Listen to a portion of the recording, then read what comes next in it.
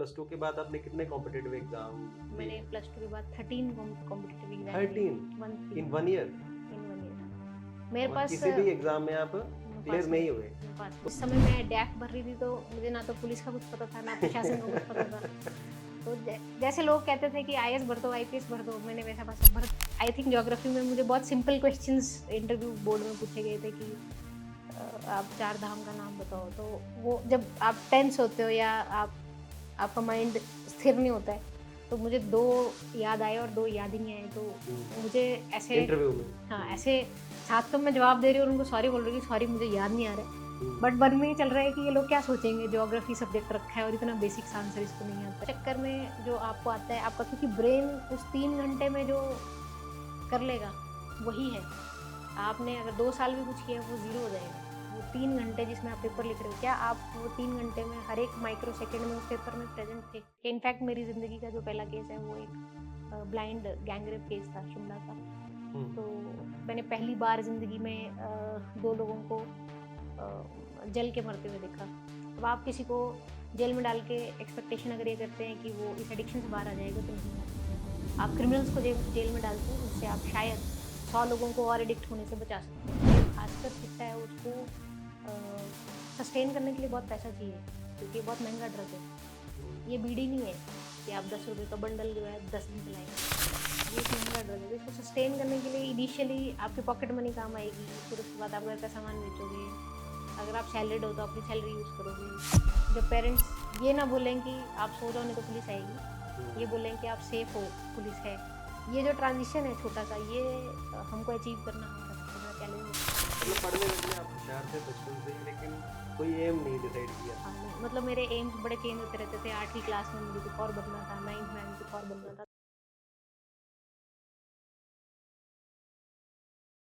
आज हमारे news room में एक ऐसी पर्सनैलिटी है जिनका जीवन संघर्ष और मुफलिसी में गुजरा। परिवार की स्थिति कुछ अच्छी नहीं थी, पिता कंडक्टर थे और उनके 3 बच्चे थे। लेकिन उनमें से एक बेटी जिसने कभी मुड़ के पीछे नहीं देखा। अपनी मेहनत के बदौलत, अपनी जिद की बदौलत उन्होंने एक ऐसा मुकाम हासिल किया जो हर किसी के बस की बात नहीं होती। ग्रेजुएशन के बाद जब पीजी करने गई, तब समझ नहीं रहा था क्या करें। फिर उन्होंने सोचा कि यूपीएससी की तैयारी करते हैं और यूपीएससी की तैयारी की और पहले ही अटेम्प्ट में उन्होंने इसको क्रैक कर दिया और उसके बाद आईपीएस ऑफिसर बनी। और एक ऐसी आईपीएस ऑफिसर जो हिमाचल प्रदेश में लगातार 3 बार से एसपी बनी हुई है, पहले कुल्लू, मंडी और कांगड़ा। और उन्होंने एक रिकॉर्ड भी कायम किया कि 150 साल में कांगड़ा डिस्ट्रिक्ट की एक ऐसी महिला, वो पहली महिला आईपीएस ऑफिसर बनी कांगड़ा डिस्ट्रिक्ट की। तो चलिए हम आज आपको मिलाते हैं कांगड़ा की एसएसपी शालिनी अग्निहोत्री जी से। मैडम बहुत बहुत वेलकम आपका। Thank you. आप हमेशा स्माइली रहती हैं। क्या राज है? मतलब खुल के हंसती हैं हमेशा। आई थिंक लाइफ में जिस तरीके से आप कहते हैं, जो एक आइडियल लाइफ आप जीना चाहते हो, मुझे ईश्वर की कृपा से और मेरे पेरेंट्स के आशीर्वाद से वो लाइफ जीने का मौका मिला है। और मुझे ऐसा लगता है, मेरा अपना ये मानना है कि हर एक दिन एक नया दिन है, नई शुरुआत है। और दिन में आप यदि एक भी कोई ऐसा कार्य कर सकते हैं जो आप दिल से करना चाहते हैं, अच्छा करना चाहते हैं, तो मुझे लगता है वो एक खुशी जो इंसान में रहती है, वो ईश्वर की कृपा से मुझ में है। और आई एम थैंकफुल कि मैं इस तरीके की लाइफ जी रही हूँ जो मैं हमेशा जिस तरीके से अपनी लाइफ जीना चाहती थी। तो ये कहीं जैसे योग और मेडिटेशन का तो नहीं है कुछ, जैसे ऑलवेज स्माइली रहना? क्योंकि मैं आपके सोशल मीडिया हैंडल्स को भी देख रहा था, तो उसमें भी आप मोस्टली अपने फोटोज या कुछ भी आप बिल्कुल नेचर से बिल्कुल करीब, बिल्कुल नेचर के करीब होते हैं आप बिल्कुल उसमें।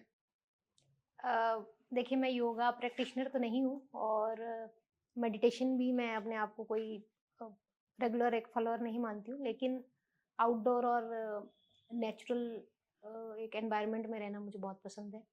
और आउटडोर में मेरी फेवरेट एक्टिविटीज़ ट्रैकिंग और पहाड़। एक तरीके से आप कहेंगे कि मुझे सारे पहाड़ नाप दिए हैं आपने। मेरे पहाड़ से जो त्रिउंड वगैरह, करेरी वगैरह आप सब जगह जा चुकी हैं। हाँ, पहाड़ मुझे लगता है एक बहुत ही एक पीसफुल सोर्स ऑफ इंस्पिरेशन है मेरे लिए और मेरी लाइफ में। और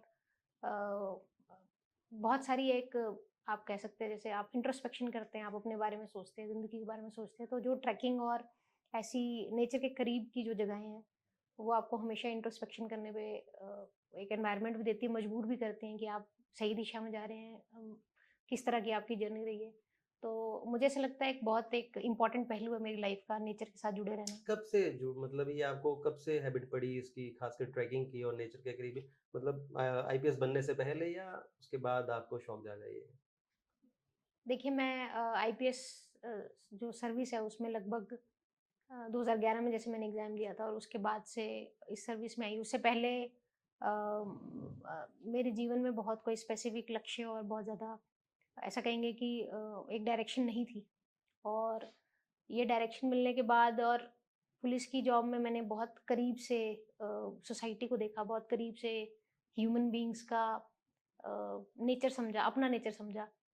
तो ये जो ट्रांज़िशन है मैं जो कहना चाह रही हूँ ये आफ्टर जॉब डेफ़िनिटली इसमें इंक्रीज़ आया है। मैं बचपन से ही आउटडोर रही हूँ लेकिन वो ज़्यादातर स्पोर्ट्स एक्टिविटीज़ में आप कह सकते हो कि आप आउटडोर स्पोर्ट्स में एक्टिव हो। लेकिन नेचर में जाके और उसको अपनी जीवन शैली का पार्ट बनाना, ये जॉब के बाद ये चेंज मुझ में आया है। तो जॉब में एकदम से चेंज आ गया कि शुरू में थोड़ा गुस्सा वगैरह ज़्यादा, क्योंकि पुलिस ऑफिसर की एक इमेज होती है कि थोड़ा एटीट्यूड में थोड़ा गुस्सा हल्का सा, क्योंकि एक थोड़ा रखना पड़ता है, रौब रखना पड़ता है। देखिए मुझे ऐसा लगता है कि हमारी कंट्री में जो पुलिस एज़ एन ऑर्गनाइज़ेशन एक फ़ियरफुल ऑर्गनाइज़ेशन का एक इम्प्रेशन है और जनरली जैसे हम लोग भी बचपन में बात करते थे तो कोर्ट और कचहरी और पुलिस थाने से दूर रहने की जो एक हिदायत है वो हमारी फैमिलीज़ में भी है, हमने भी सुनी है।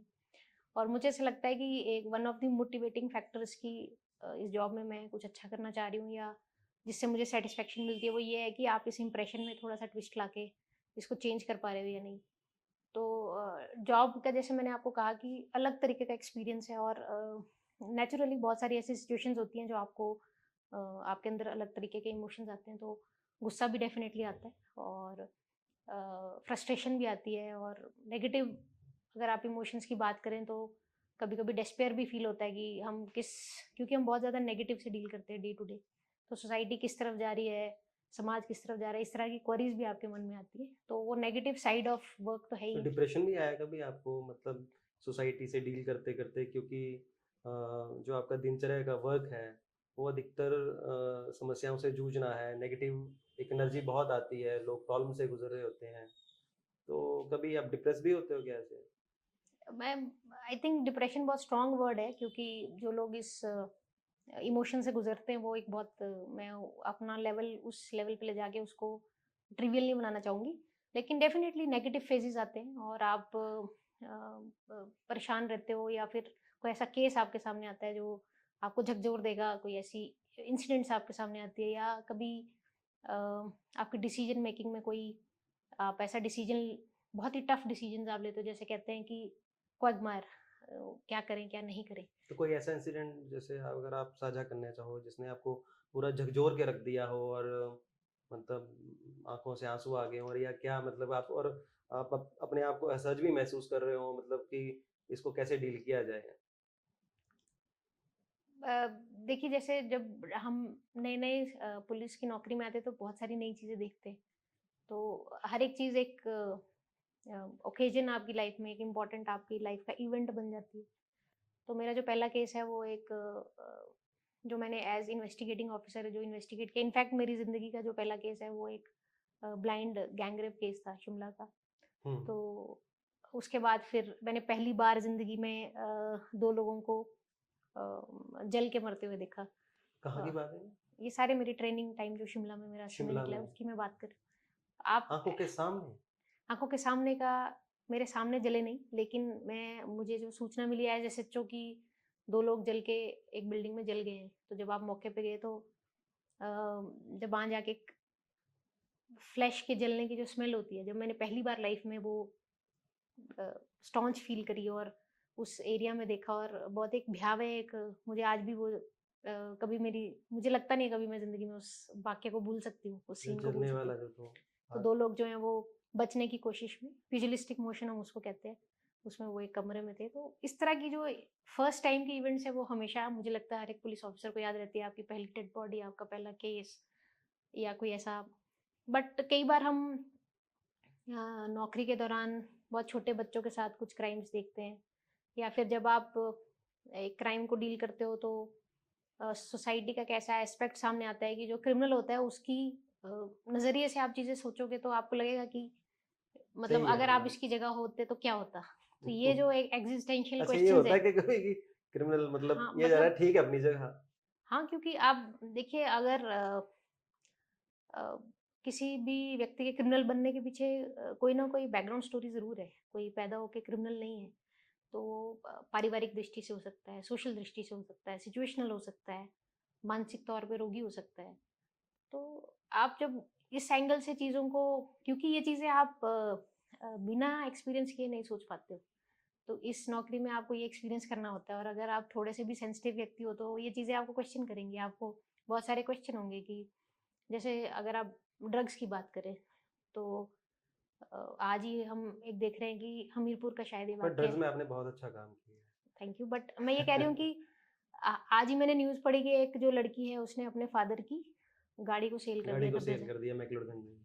हाँ, तो मैं उसको पढ़ के, उसकी लैंग्वेज को पढ़ के, उस न्यूज़ हेडिंग की लैंग्वेज को पढ़ के ये सोच रही थी कि हमें ये सोचना पड़ेगा क्या मैं कभी अपने फादर का कोई एसेट ऐसे बेचूँगी? तो मेरी तरह ही सब सोचते होंगे शायद, जब वो ठीक होंगे। बट अभी वो लड़की क्योंकि एडिक्ट होगी और क्योंकि उसके पास कोई ऑप्शन नहीं होगी, या उस नशे की प्रॉब्लम की वज़ह से उसने ये डिसीज़न लिया। तो इस एंगल से जब आप चीज़ें अप्रोच करते हो तो आपके लिए हर एक चीज़ क्वेश्चन बन जाती है। फिर वो एक धर्मयुद्ध आपके दिमाग में होता है कि डिप्रेशन में जाना है, नेगेटिव सोचना है, या इसको सही करने के लिए आप कुछ जितना भी कंट्रीब्यूट कर सकते हो वो करना है। तो आई थिंक ये जो एक फाइट है, यही एक अच्छा पुलिस ऑफिसर बनाती है, क्योंकि पुलिस ऑफिसर हमेशा नेगेटिव से ही डील करेगा। आज ड्रग्स हो हुँ। सकते हैं, कल वायलेंस हो सकती है, परसों कुछ और हो सकता है। लेकिन क्या आप उसमें बह जाओगे उस इमोशन में और अपना जो कंट्रीब्यूट कर सकते हो वो नहीं करोगे? या आप एक ऐसी लाइफ चूज़ करोगे कि ठीक है, ये गलत है, इसमें मैं इसको कितना सही तरीके से हैंडल कर सकता हूँ। तो वो एम्पैथी और सिम्पैथी होना एक पुलिस ऑफिसर में बहुत ज़रूरी है, मुझे ऐसा लगता है। और as a police officer personal challenge भी यही है कि इतना कुछ देखने के बाद भी वो एम्पैथी, सेंसिटिविटी, सिम्पैथी आप अपने आप में कैसे बचा के रखते हो, ये बहुत मेहनत का कार्य है, मुझे लगता है। और इसीलिए हम देखते हैं कि कई बार बहुत इनसेंसिटिव बिहेवियर पुलिस ऑफिसर्स का भी आता है। बट अगेन बैकग्राउंड में आपको समझने की ज़रूरत है कि वो व्यक्ति उस तरीके से क्यों रिएक्ट। एक तरफ ड्रग्स का नेटवर्क इतना करोड़ों रुपए का आपने तोड़ा और देश भर में कई और ऑफिसर्स भी कई ऑफिसर्स ने भी ड्रग्स का इतना बड़ा नेटवर्क तोड़ा है और एक तरफ आपने जिक्र किया कि एक लड़की जिसने अपने पिता की गाड़ी बेच दी। कैसे देखते हैं कि एक तरफ इस लेवल पे हम कार्रवाई भी कर रहे हैं लेकिन एक तरफ समाज में ही वो चीज़ भी बढ़ती जा रही है। मतलब ये क्यों नहीं खत्म हो रही है चीज़ें ये इतनी कार्रवाई करने के बावजूद भी? देखिए, हमको समझना पड़ेगा कि ड्रग पेडलिंग में 2 तरीके के पहलू हैं। एक है जो इसको एज़ बिज़नेस यूज़ कर रहे हैं, जो इससे जो एसेट्स बना रहे हैं और इसको समाज में जानबूझ के इसको फैला रहे हैं, क्योंकि वो मॉनेटरी एक पैसा कमाना चाहते हैं इस काम से। और दूसरा है जो इसके शिकार हैं, क्योंकि देखिए जब हम छोटे होते हैं तो हमें ना तो कोई पेरेंट्स ऐसा कहते हैं कि आप बड़े होके ड्रग्स लेना, ना कोई टीचर ऐसा कहते हैं, ना हमारे दोस्त ऐसे कहते हैं। ना समाज में कोई और हमें ऐसे कहता है कि नहीं ड्रग्स लेना बहुत अच्छी बात है। हम यही सुन के बड़े होते हैं कि ये चीज़ें अच्छी नहीं, ये चीज़ें अच्छी नहीं। फिर भी हम में से कुछ लोग इस एरिया में आते हैं। और ड्रग एडिक्शन जो प्रॉब्लम है उसका सॉल्यूशन, इसको अगर आप वॉर समझते हैं तो सिर्फ पुलिस का पार्ट इसमें एक लिमिटेड पार्ट है, एनफोर्समेंट का पार्ट। अगर आप इसको वॉर समझते हैं तो आपको ये भी ध्यान देना पड़ेगा कि इसमें जो आपके प्रतिद्वंदी हैं वो मानसिक रोगी भी हो सकते हैं, क्योंकि हुँ। एडिक्शन सिर्फ एक बिजनेस का इशू नहीं है। वो लोग हैं जो इसको बिजनेस बनाते हैं और उनके एसेट्स बना रहे हैं, घर बना रहे हैं, गाड़ियाँ बना रहे हैं, प्रॉपर्टीज बना रहे हैं। लेकिन एक पहलू ये भी है कि बहुत सारे यंगस्टर्स, जैसे कि जिसका हम जिक्र कर रहे हैं, वो उससे कुछ कमा नहीं रही है, वो अपने हुँ। घर की चीज़ें भी बेच रही है। तो हमको ये चीज़ समझना ज़रूरी है कि इस लड़की को और जो उसको बेचने वाला व्यक्ति है, उसको 2 अलग-अलग एंगल से हम अप्रोच करें। तो मुझे ऐसा लगता है कि जो रिहैबिलिटेशन एंगल है वो वीक है। हमें पता नहीं है कि अगर कोई व्यक्ति ड्रग एडिक्ट हो चुका है तो उसको क्या करना है। हम उसको जेल भेजते हैं, लेकिन क्या जेल में भेजने से ये बीमारी ठीक हो सकती है? क्योंकि आप किसी भी मेडिकल एक्सपर्ट से अगर बात करेंगे तो वो आपको ज़रूर इतनी सी बात ज़रूर कहेंगे कि this is a medical issue. Ultimately ये एक मेडिकल ट्रीटमेंट का विषय है। और ये आम अब बात हो चुकी है कि अगर आपको हेरोइन एडिक्शन है तो आपको मेडिकल हेल्प से ही जो है रिकवर किया जा सकता है, ठीक किया जा सकता है। उसके लिए परिवार, सिस्टम और आपकी मेडिकल साइंस का हेल्प लगेगी। अब आप किसी को जेल में डाल के एक्सपेक्टेशन अगर ये करते हैं कि वो इस एडिक्शन से बाहर आ जाएगा तो नहीं होगा। आप क्रिमिनल्स को जेल में डालते हैं, उससे आप शायद 100 लोगों को और एडिक्ट होने से बचा सकते हैं। लेकिन अगर 10 लोग ऑलरेडी एडिक्टेड हैं तो आपको अपनी स्ट्रैटेजी चेंज करनी पड़ेगी। मतलब ये है कि जो एडिक्टेड लोग हैं उनको जेलों में ना ठूस के उनको अवेयर करा जाए या कुछ और किया जाए। बिल्कुल अवेयर किया जाए, ट्रीट किया जाए, क्योंकि अवेयरनेस तब तक इम्पॉर्टेंट है जब तक आप प्रिवेंशन की बात करते हैं। अवेयरनेस से सिर्फ आप उनको रोक सकते हैं, लेकिन अगर कोई व्यक्ति दूसरी तरफ जा चुका है तो उसको मेडिकल हेल्प की ज़रूरत है। वो मेरी और आपकी बात सुन के नहीं, इसके वापस नहीं बावजूद भी तो आएगा। प्रॉब्लम सॉल्व नहीं हो रही है ना। सरकार ने इतने प्रोग्राम चला रखे हैं, सब कुछ चला रखा है, फिर भी नहीं होता। मतलब प्रधानमंत्री से लेके मुख्यमंत्री से सब मतलब प्रिवेंशन को लेकर बहुत बात करते हैं। अगर आप प्राइम मिनिस्टर होते या चीफ मिनिस्टर होते तो आप कैसे इसको खत्म करते, इसको नशे को समाज से? देखिए, ग्लोबल ग्लोबल लिटरेचर ये बोलता है कि जिस भी कंट्री ने इस प्रॉब्लम में जितना भी अच्छा कार्य किया है तो 2 तरह की पॉलिसीज़ या 2 तरह की स्ट्रैटेजी उन्होंने अपनाई है। एक तो कि जो ड्रग नेक्सस है, पेडलिंग है, स्मगलिंग है, उसको आप उस लीकेजेस को आप किस तरीका तोड़ते हो, क्योंकि ये एक ऑर्गेनाइज्ड क्राइम है। इसमें बहुत सारे interstate, international, global actors play कर सकते हैं। उसको आप कैसे तोड़ते हो? वो एक बहुत ही स्पेसिफिक एनफोर्समेंट एजेंसीज का काम है, जिसमें स्टेट पुलिस हो सकती है। अभी जैसे इंडिया में एनसीबी है, हम्म, डीआरआई है, इस तरह की हम्म, ऑर्गेनाइजेशन है। लेकिन एक बहुत स्ट्रॉन्ग पहलू है कि आप उसको मेडिकली या एक सपोर्ट सिस्टम कैसे क्रिएट करोगी। यदि मैं ड्रग एडिक्ट हूँ हम्म, तो मैं क्या करूँ? मैं इससे बाहर आना चाहती हूँ, हम्म। बट मैं क्या करूँ? हाँ, यही तो पता नहीं है क्या करें। वो जो वो जो एक सिस्टम है, जैसे अगर मुझे सपोज अगर मुझे पोलियो है, हम्म, या जब हम कंट्री में पोलियो की बात करते थे तो हम्म, हर एक पेरेंट को ये पता था कि मेरे को ये ड्रॉप्स, इंजेक्शन ड्रॉप्स पिलानी है हम्म, तो मेरा बच्चा जो है पोलियो से मुक्त हो सकता है। सो हम्म, बिकॉज दे नो, हम्म, आज हम बात करते हैं कि हम पोलियो को निकाल चुके हैं अपनी कंट्री से, हम्म, क्योंकि अवेयरनेस के साथ एक सिस्टम था। गांव में हम्म, जाके शिविर लगते थे, लोग वहां जाते थे बच्चे को, और लोगों को एक सेल्फ रिस्पॉन्सिबिलिटी थी। पुलिस तो हम्म, नहीं जाती थी कि पोलियो का ड्रॉप पिलाओ आप, लोग ऐसे खुद में। जाते थे। तो वही चीज, अगर आप किसी भी ऐसी प्रॉब्लम में एंगेज करना चाहते हो तो आपको अवेयर सिर्फ बच्चों को ही नहीं करना, उनके पेरेंट्स को भी करना है, नंबर 1। नंबर 2, एक सिस्टम बनाना है कि ठीक है, अगर आप इस परेशानी में हो तो हम आपको ट्रीट कर सकते हैं। हम्म, क्योंकि जब हम अरेस्ट करते हैं, बहुत सारे पेडलर्स को अरेस्ट करते हैं, अगर आप उनसे बात करेंगे तो आप रियलाइज करेंगे कि वो भी जब होश में होते तो इस लाइफ से कोई बहुत सेटिस्फेक्शन फील नहीं करते। अच्छा।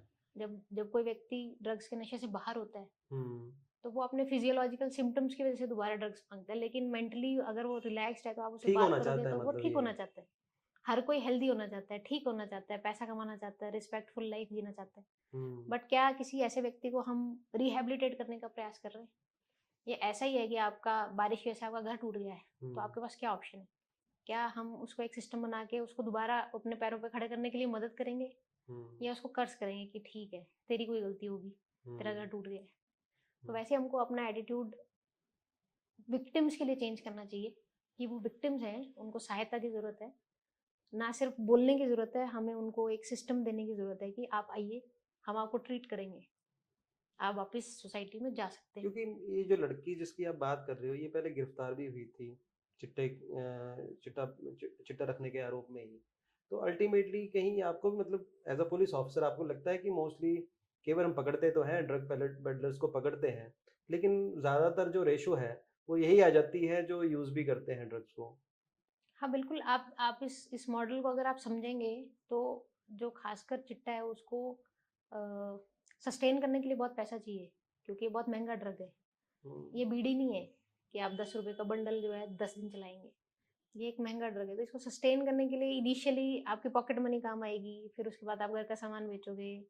अगर आप सैलरीड हो तो अपनी सैलरी यूज़ करोगे। बट इसके खर्चे इतने बढ़ते जाएँगे कि आदमी जो है गलत दिशा में जाएगा ही। उसकी बॉडी उसका जवाब देगी, उसका परिवार जो है समझ जाएगा एक टाइम के बाद कि कुछ और दिक्कत है, उसका ऑफ़िस समझ जाएगा, उसके फ्रेंड्स छूट जाएँगे। तो ये जो खर्चे पूरे करने के लिए आपको पेडलिंग के साथ अपना ही खर्चा करने के लिए, सस्टेन करने के लिए आपको पेडलिंग में आना पड़ता है। पर कई पुलिस के जो लोग हैं वो मोस्टली प्रेस नोट्स जारी करते हैं कुछ कि मैं 10 ग्राम पकड़ लिया, 5 ग्राम चिट्टा पकड़ लिया, चरस पकड़ ली, फलां पकड़ ली। तो मैं यही जानना चाह रहा हूँ कि ये सब चीज़ें मुझे लगता है कि थोड़ा बंद करनी चाहिए क्या? मतलब उनको रिहैबिलिटेट की तरफ ले जाना चाहिए। देखिए, अगर आप एनडीपीएस एक्ट को ही पढ़ेंगे तो स्मॉल क्वांटिटी में ऑलरेडी एक प्रोविजन है। यदि कोई स्मॉल क्वांटिटी के साथ पकड़ा जाता है, हुँ, तो अगर वो रिहैबिलिटेशन जॉइन करता है तो उसकी सज़ा माफ़ होती है। उसका केस बंद होता है। उसका प्रोविज़न लीगली है, लिखा हुआ है। तो जिसने भी एक्ट बनाया था उसके माइंड में ये बात कहीं न कहीं थी कि जो जो सिर्फ़ यूज़र है उसका क्या करना है?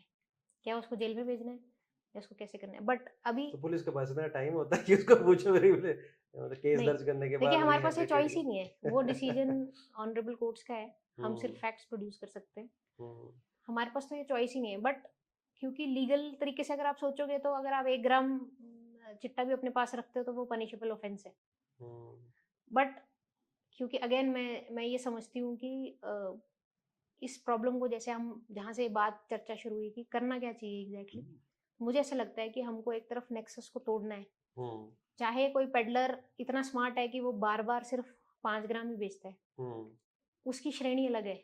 और हुँ, जो एक पहली बार पकड़ा गया व्यक्ति है जो खुद एडिक्ट है, हुँ, उसकी श्रेणी शायद डिफरेंट है। तो हुँ। अगर हम इन दो श्रेणियों को अलग तरीके से अप्रोच करेंगे स्टडी करके बढ़िया तरीके तो से। मुझे लगता है हम कुछ, क्योंकि आप देखिए अगर हम आज की डेट में माने अगर कोई स्टडी है कि सपोज आप हिमाचल प्रदेश में 5% पॉपुलेशन अफेक्टेड है, कोई ऐसी स्टडी नहीं है, मैं अपनी तरफ से ये फिगर कह रही हूँ, 5% भी अगर हम मानते हैं तो आप 70 लाख का 5% निकालोगे तो 3.5 लाख। हुँ, तो हम क्या 3.5 लाख लोगों को क्रिमिनल मान रहे हैं? ये क्वेश्चन है सोसाइटी के आगे। हुँ, या उन 3.5 लाख के जो 350 सप्लायर्स हैं हम उनको क्रिमिनल मानते हैं? हुँ, तो आप पेडलर, पेडलर प्लस कंज्यूमर, हुँ, कंज्यूमर ये 3 श्रेणियाँ हैं। सप्लायर, हुँ, पेडलर प्लस कंज्यूमर जो हुँ। अपनी नेसेसिटी के साथ बेचने का काम कर रहा है, और एक सिर्फ कंज्यूमर जो सिर्फ खा ही रहा है।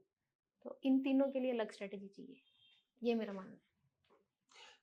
1874 के आसपास जब ये एसपी बना या मुख्यालय बना जिला में, तब उसके बाद से 147 साल में कभी भी कोई यहाँ पे महिला एसपी नहीं रही और आप पहले हो। और आई थिंक आप हिमाचल में पहली महिला आईपीएस ऑफिसर हो जो लगातार 3 बार से आप एसपी हो, कुल्लू, मंडी और कांगड़ा। तो कैसा महसूस करते हैं आप ये? देखिए मुझे इस बात की खुशी है कि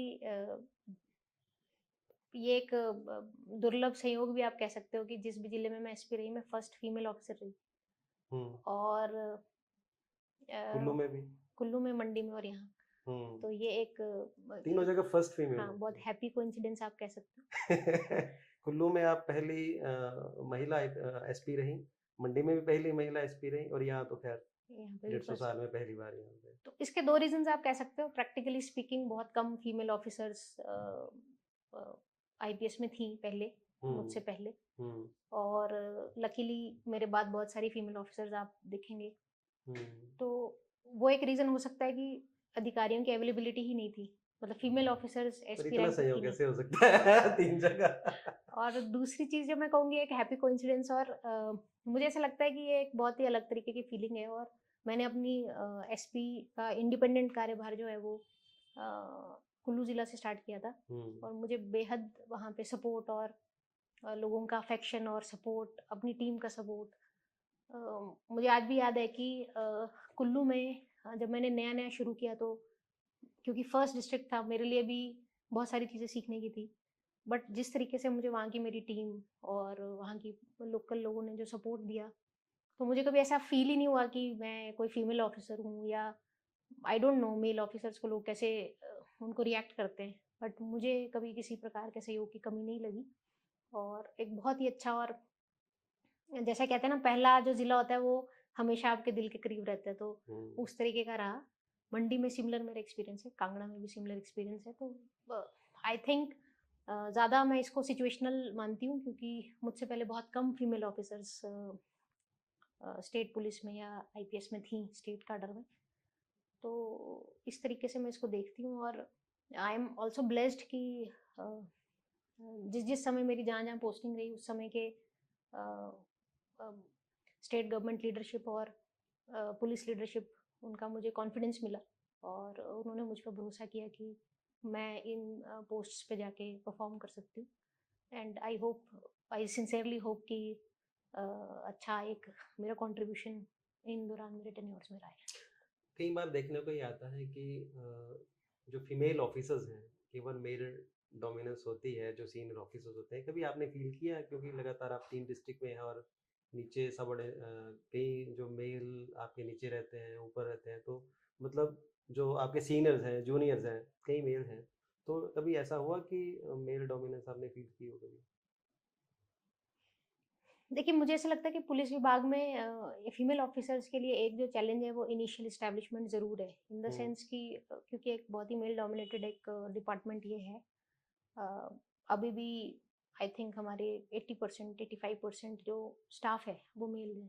हुँ, बट ये डिपार्टमेंट इसलिए भी अच्छा है क्योंकि वंस आप अपने आप को, क्योंकि दोनों एक दूसरे को जज कर रहे हैं। आप भी हुँ, जज करो और आपका स्टाफ भी आपको जज कर रहा है कि किस तरीके की पर्सनैलिटी है। तो वंस यू एस्टैब्लिश योरसेल्फ, तो मुझे नहीं लगता वो जो इनिशियल एक ब्रीच होता है कि आप एक, क्योंकि हमें ये भी समझना पड़ेगा कि झिझक सिर्फ महिला अधिकारी में नहीं है। हुँ, जो मेल आपके कलीग्स है वो भी आपसे झिझक रहे हैं। हुँ, तो उसको बैरियर को ब्रेक करना आपका भी उतना ही रिस्पॉन्सिबिलिटी है जितना आपकी टीम की। तो अगर आप उसको उस इंटेंशन से कि हम मिलके काम करेंगे, एक टीम की तरह काम करेंगे और आप बार-बार अपनी टीम को जो है एज़ लीडर परफॉर्मेंस दे सकते हो, तो मुझे नहीं लगता कि पुलिस फ़ोर्स डिफरेंशिएट करती है मेल और फीमेल ऑफिसर्स में। लेकिन ऑफ कोर्स ये इंडिविजुअल टू इंडिविजुअल बायसनेस है और ना सिर्फ पुलिस विभाग में, आप ये किसी भी पावरफुल पोजीशंस में अगर आप देखेंगे, इफेक्टिव चेयर्स पे आप देखेंगे, तो आपको डिफरेंट तरीके के एक्सपीरियंसेस मिलेंगे। अगेन, आपकी ज़िंदगी का फोकस क्या है वो बहुत इंपॉर्टेंट है। आपके साथ 10 लोग कंधे से कंधा मिला के काम करते हैं और 2 लोग आपको अगर डिस्करेज करते हैं, आपको किसकी तरफ देखना है, ये एटीट्यूड बहुत ज़रूरी है। क्योंकि डिस्करेजमेंट तो कहीं से भी आ सकती है हुँ, और एनकरेजमेंट के लिए आपकी टीम आपके साथ कितना खड़ी है, आप एक मुश्किल सिनेरियो को कैसे डील कर पाते हैं और एज़ अ लीडर, क्योंकि हुँ, आप ये एक्सक्यूज़ नहीं ले सकते कि मैं फीमेल ऑफिसर हूँ, मैं रात को 12 बजे जो है इस काम को नहीं कर सकती हूँ। तो आप कितना उसको हैंडल करते हो, कितना नॉर्मलाइज़ करते हो सिचुएशन को, वो अपनी पर्सनैलिटी और अपने काम पे भी डिपेंडेंट है। Of course negative experiences her officer के, हर अधिकारी के, मैं तो ये कहूँगी कि लोअर मोस्ट जो हमारी टीम्स हैं, उनसे अगर आप बात करेंगे तो वो हो सकता है आपको और भी डिफरेंट कहानियाँ सुनाएँ। हुँ, और हर किसी के पास कोई कहानी होगी। जो भी यस, फीमेल यस, काम करने के लिए घर से बाहर निकली है, उसके हुँ, पास कोई कहानी होगी। लेकिन हुँ, पिछले 12 साल में सिचुएशंस मैंने खुद चेंज होती देखी हैं। हुँ, मैं उम्मीद करती हूँ कि आने वाले समय में सोसाइटी और भी ज़्यादा ग्रो करेगी इस एस्पेक्ट पे और हम आपकी फील्ड में भी अब बहुत सारी फीमेल कलीग्स हाँ, को देखते हैं। ज ज़्यादा जब मैंने नौकरी जॉइन करी थी तो आई डोंट रिमेंबर, मतलब हार्डली 1-2 महिला मीडिया जर्नलिस्ट पर्सनल से मैं मिलती हुँ, थी, जो कि एक अलग तरीके का एक्सपीरियंस होता था कि इस फील्ड में देखिए आप, हुँ, बहुत सारे मेल्स में एक फीमेल, अगर आप प्रेस जर्नलिस्ट या किससे मिलोगे तो हुँ, आपकी नज़र जाएगी कि अच्छा देखो ये अलग है।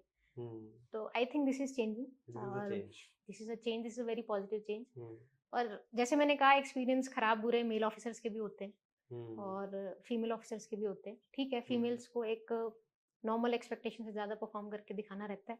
हुँ, तो अगर आप उस ब्रीच को खुद कर पाओगे तो एटलीस्ट पुलिस फोर्स में तो मुझे नहीं लगता कि फोर्स डिफरेंशिएट्स मेल है या फीमेल ऑफिसर है। फोर्स एक बार आपको अगर अपना बॉस समझती है, लीडर समझती है, तो वो फिर बस लीडर समझती है। वो डिफरेंशिएशन भूल हुँ, जाती है कि आप मेल हो कि हुँ। फीमेल हो। आप धर्मशाला में जो ज़िला की सबसे बड़ी कुर्सी है एसपी की, वहाँ बैठे हो और बचपन आपका गुरुद्वारा रोड पे गुज़रा है, धर्मशाला में। तो जब आप सैर करने आती थी नीचे कचहरी अड्डा तक हनुमान मंदिर में आती थी, तो आप देखती थी कि ये एसपी का रेज़िडेंस है और तब आपने सोचा था कि कभी मैं एसपी बनूँगी और आपके मन में कभी आया ऐसा? क्योंकि आप रोज़ उस सड़क से गुज़रती थी बचपन में। देखिए, इस एरिया की बहुत अच्छी मेमोरीज़ है मेरी और जब ये गांधी वाटिका, जो कि शहीद स्मारक के साथ है, गांधी वाटिका, ये नया जब पार्क बना था तो मुझे याद है कि मैं और मेरे बचपन के जो फ्रेंड्स थे, हम लोग ऑलमोस्ट डेली यहाँ आके झूले झूलते थे। हुँ, और जो हनुमान टेम्पल है, इस शहर के लोगों की तरह हमारा भी वहाँ आना-जाना होता था। लेकिन एक, जैसे आप कहते हैं कि एक एक चीज ऐसी आप क्रॉस तो करते हो लेकिन आप रियलाइज नहीं करते हो कि ये आपकी डेस्टिनी है।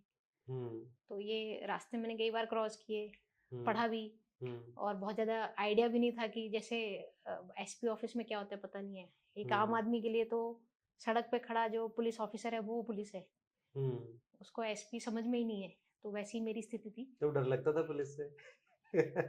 ऐसे डर तो नहीं लगता था, बट जैसे मैंने कहा कि एक ऐसा आप अवॉइड करते हो ना कुछ चीज़, तो वो एस्पेक्ट मुझ में भी था, क्योंकि वही बात कि आप फैमिली में जैसे बड़े होते हो, सोसाइटी में बड़े होते हो, तो पुलिस का किसी के घर पे आना जो है एक बहुत अच्छी खबर तो नहीं है, ऐसा माना जाता था। तो वही चीज़ थी कि इस रास्ते नहीं जाना है। हम्म। तो बट देन जैसे मैंने कहा कि ये एक अल्टीमेटली आई थिंक जो इंडियन पुलिस के लिए एक चैलेंज है अक्रॉस स्टेट्स, वो ये है कि ये जो इमेज है कि बच्चे जो है आपको, जब पेरेंट्स ये ना बोलें कि आप सो जाओ नहीं तो पुलिस आएगी, ये हम्म। बोलें कि आप सेफ हो, पुलिस है। ये जो ट्रांजिशन है छोटा सा, ये हमको अचीव करना हमारा सबसे बड़ा चैलेंज है।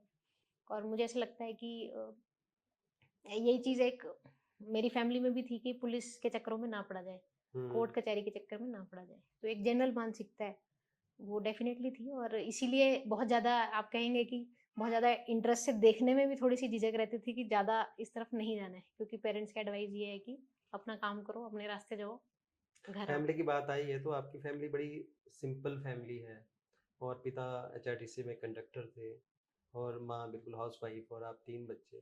तो लाइफ जो बचपन था काफ़ी स्ट्रगलिंग आपका फेज था, तो वो कैसे आपने उस सब चीज़ों को पार किया, क्योंकि पढ़ना भी है और फाइनेंशियली कंडीशन उस लेवल की नहीं होती, तीन तीन बच्चों को पढ़ाना एक मुश्किल है, एक जो एचआरटीसी में जो परिचालक के पद पर तैनात हो। तो वो कैसा सफ़र था आपका बचपन का?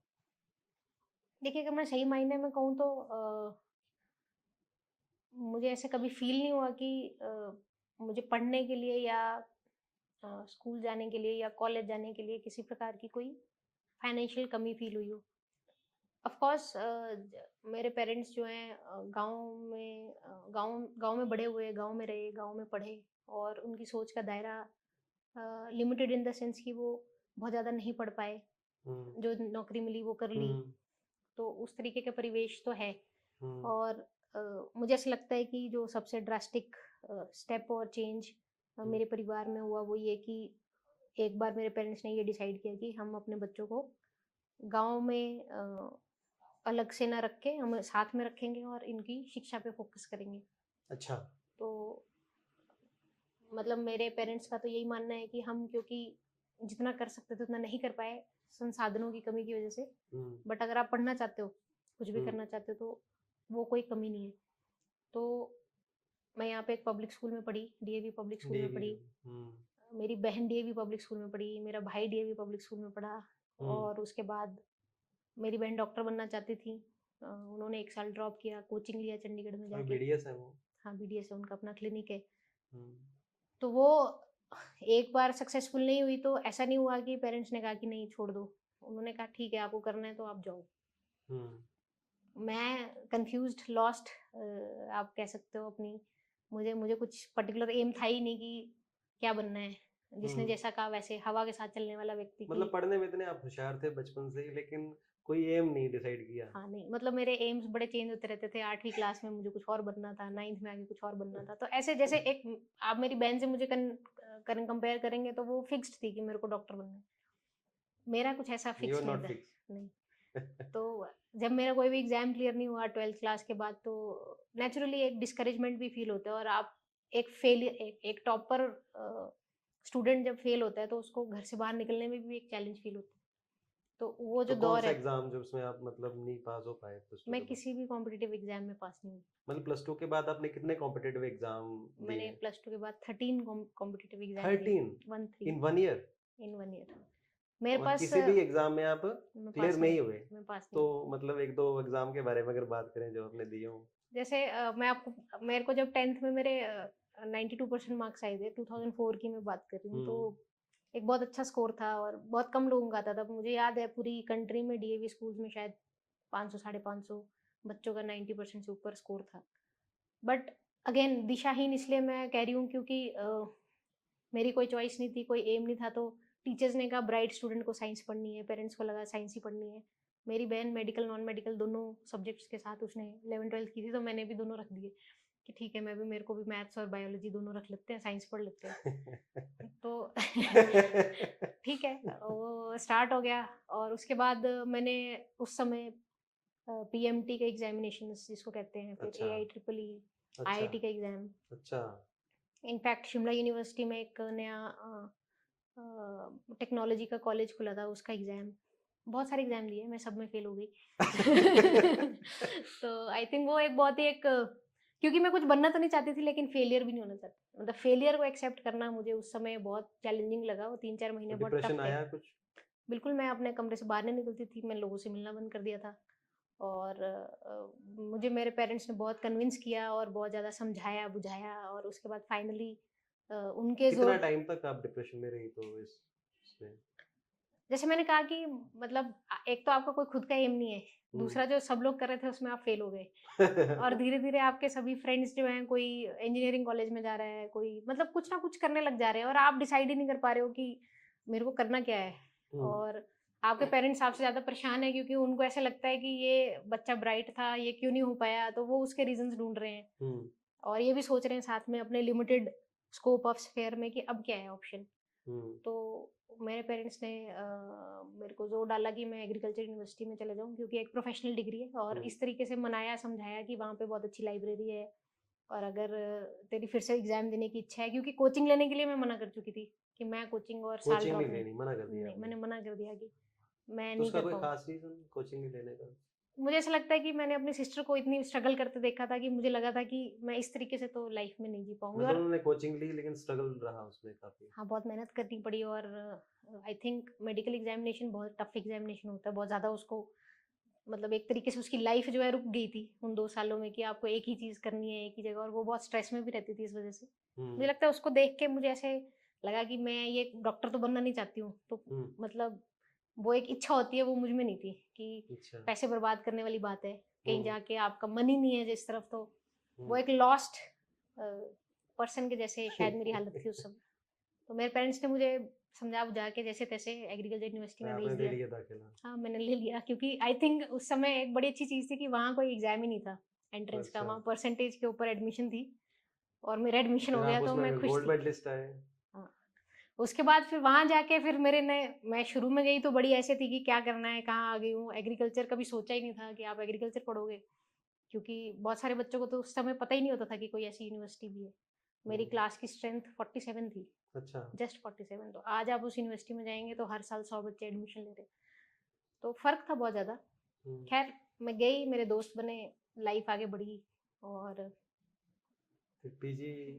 फिर मैं फिर मतलब पीजी का कैसे बना आपका? अगेन उसकी कहानी ये है कि जैसे होता है एक अच्छा टाइम बहुत जल्दी निकलता है, तो वो जो एक इनिशियल 3-4 महीने मेरे को ऐसे लगा कि मैं क्या करूँगी, क्या है क्या नहीं है। उसके बाद जब मैं यूनिवर्सिटी गई तो एक जो अच्छा बदलाव मुझ में आया कि मैं ऑलमोस्ट सारी को करिकुलर एक्टिविटीज़ में वहाँ जाके पार्टिसिपेट करा अपने दोस्तों के साथ। गाना नहीं भी आता है तो आप ग्रुप सॉन्ग में जा रहे हो, ऐसे ही, क्योंकि आप एक हॉस्टल में रहने लग गए हो, तो आपके जो अच्छे फ्रेंड्स हैं, आप जो वो करते हैं आप वो करते हो, उस तरीके के माहौल में बड़े होते थे। तो उससे मैं बहुत ज़्यादा एक पर्सनैलिटी में मेरी ये चेंज आया कि मैंने बहुत ज़्यादा चीज़ें एक्सप्लोर करी वहाँ जाके, कि ठीक है, मेरे को एथलेटिक्स में इंटरेस्ट है, बट वहाँ की यूनिवर्सिटी की बैडमिंटन टीम में आप पार्टिसिपेट करके नेशनल कॉम्पिटिशन्स में जाने शुरू हो गए हो। तो फिर मुझे एक वो जो एक कॉन्फिडेंस वापस आया कि ठीक है, मतलब डॉक्टर इंजीनियर और या जो भी 12th के बाद एक फेलियर सेटअप था, उससे बाहर निकला, और एक तरीके से मैं भूल ही गई थी कि ये कमबैक हो गया आपका, मतलब हाँ, एक ये पढ़ाई पार्ट भी में। एक एस्पेक्ट है। बट देन जब यूनिवर्सिटी की ग्रेजुएशन का लास्ट ईयर आया तो फिर मुझे वो एक एंग्जाइटी स्टार्ट हुई कि अब मैं क्या करूँगी, क्योंकि 12th के बाद आप फेल हो गए, अब यहाँ घुस गए जैसे तैसे, अब आप क्या करोगे। तो वो एक पीरियड था जब मैंने डिसाइड करा कि अब बिल्कुल हवा की तरह तो नहीं बहना है। तो डिसाइड किया कि एक जूनियर रिसर्च फेलोशिप करके एक एग्जाम होता है कि इस एग्जाम को क्लियर करना है। तो मुझे लगता है वो एक टर्निंग पॉइंट है कि मुझे जब रियलाइज हुआ कि अब मैं बिल्कुल ऐसे नहीं चलूंगी कि जो आ गया वो कर लो, अपने को सोचना पड़ेगा। तो मैंने वो एग्जाम दिया। मेरी चॉइस का सब्जेक्ट मुझे नहीं मिला, इकोनॉमिक्स में मैं करना चाहती थी। मेरा रैंक थोड़ा कम था, तो मुझे एक्सटेंशन एजुकेशन एक उसकी पैरेलल सोशल साइंसेज की फील्ड है, हम्म, वहाँ पे मेरे को एडमिशन मिला। पीएयू गई, हम्म, अगेन वो नया सेटअप, वहाँ का कल्चर और यहाँ का, मतलब पंजाब का कल्चर और हिमाचल के कल्चर का अंतर, पहली बार मैं घर से बाहर निकली थी। अच्छा, तो क्या स्पेशलिटी, मतलब क्या डिफरेंस देखा आपने वहाँ पे? मतलब धर्मशाला पालमपुर बहुत छोटे टाउन्स थे उस समय, और हम्म, लुधियाना जहाँ मैं पढ़ती थी इंडस्ट्रियल टाउन है, बहुत आगे ग्रो कर रहा था, बहुत फास्ट पेस पे लाइफ है। हम्म, और वहाँ की जो मेरे आसपास लोग थे उनकी एक्सपीरियंसेस, बातें बहुत डिफरेंट थी। हम्म, हम लोग यहाँ बहुत ही स्मॉल टाउन से बड़े हुए, तो सोच का दायरा भी बहुत लिमिटेड था। तो वहाँ जाके, बट उतने अच्छे मेरी फ्रेंड्स वहाँ कोई बहुत ज़्यादा अच्छी, जितनी अच्छी ग्रेजुएशन में फ्रेंडशिप्स थी वैसा नहीं हुआ। और अ, फिर मुझे रियलाइज हुआ कि अब ठीक है, अब ये एग्जाम क्लियर हो गया तो एक वो जो एक होता है ना स्पार्क, कि आप हम्म, एग्जाम में क्लियर कर मतलब कम सकती हो, बैक हुआ कि exam I can clear pass some I exams. Can clear some exam. फिर मुझे लगा कि यार एग्रीकल्चर तो कभी पढ़ना ही नहीं था लाइफ में, तो अभी क्या करूं। तो फिर मेरे को याद आया कि कुछ डीसी और एसपी कुछ बचपन में सुना था, तो अगेन, तो that is the time when I realised कि ये किया जा सकता है। और फिर मैंने, क्योंकि आपके सोशल सेटअप में, आपकी फैमिली सेटअप में कोई बताने वाला तो है नहीं, मेरे फ्रेंड्स को भी बहुत ज़्यादा कुछ पता नहीं था, क्योंकि हम सब एक ही जगह बड़े हुए, धर्मशाला पालमपुर, छोटे छोटे टाउन्स के लोग। तो फिर मैंने इसके बारे में इंटरनेट वगैरह से जब डेटा कलेक्ट करा, इन्फॉर्मेशन कलेक्ट करी, तो मुझे लगा कि ये तो बहुत अच्छी एक अपॉर्चुनिटी और जॉब है। तो आई थिंक वहाँ से मुझे फर्स्ट टाइम लाइफ में ऐसा फील हुआ कि ये, दिस इज समथिंग जो मैं करना चाहूँगी। और आपने बिना कोचिंग के उसको फर्स्ट हाँ, मतलब अटेम्प्ट में कोचिंग आई क्रैक एम किया? नॉट, मतलब मैं कुछ क्रिटिसाइज नहीं करना चाह रही हूँ, but I have never felt comfortable कि आप ऑफ कोर्स आप टीचर की हेल्प लेते हो किसी चीज़ को समझने में, हम्म, लेकिन उसको बार पहले एक बार एक टीचर से पढ़ना और फिर किसी और टीचर से पढ़ना, और फिर उससे बेटर मुझे ऑप्शन नहीं लगती कि आप उस चीज़ को समझो, अपना सेल्फ स्टडी पे आओ, चार लोगों से सेल्फ स्टडी डिस्कस थोड़ी करो। बोरिंग नहीं होती थोड़ा? बोरिंग, अगर आप अगेन, जैसे आप मेरे से यही सवाल मेरी 12th क्लास में क्योंकि पूछते कई तो बार बोलते हैं कि क्लास में जाओ तो थोड़ा रिदम बन जाता है पढ़ाई का, या लाइब्रेरी में जाओ, और बिल्कुल, सेल्फ स्टडी में एक रिदम नहीं बन पाता। बिल्कुल। लेकिन आपने वो चुना जो मतलब लोग नहीं करते।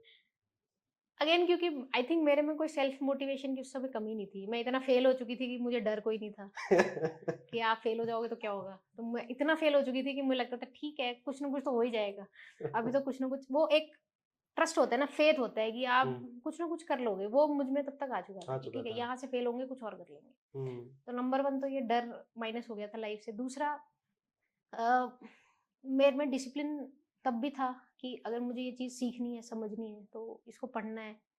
और पढ़ के लकीली वहाँ की लाइब्रेरी बहुत अच्छी थी, तो आप जितना लिटरेचर सोच सकते हो आपको एक सब्जेक्ट पे है। और जैसे जैसे आप एज में बड़े होते हो, तो आप जो स्कूल में जो आपकी स्टाइल होती है याद करके पेपर में लिखने की, उससे आप चेंज हो जाते हो। जब आप दिल से कुछ पढ़ना चाहते हो तो आपको समझ भी अपने आप वो चीज़ें आने लगती हैं।